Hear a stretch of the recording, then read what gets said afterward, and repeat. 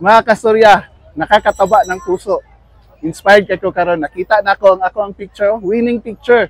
Portrait ni siya atong Kaamulan 2023. Makalipay kayo. Oh, makita nimo sa ato ang t-shirt. Mga kastorya, atong makita ang panagtigom, ang panaghiusa sa tanang tribo sa Bukidnon. Wow. Kita nato unsa kanindot ang Bukidnon, ang Kaamulan.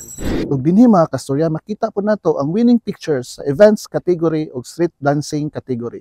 Kami sa Carly Stories nagpasalamat sa Kaamulan 2023 Photography Contest sa mga organizers. Of course, salamat tungkay Provincial Government o Bukidnon. Mga kastorya, hinaot magpadayon ang inyong suporta sa Carly Stories. Kay daghan pa kayo ng mga exciting, nindot nga istorya nga prepare para sa inyo. Hinaot ubanan pagyapon ko ninyo sa sunod na higayon.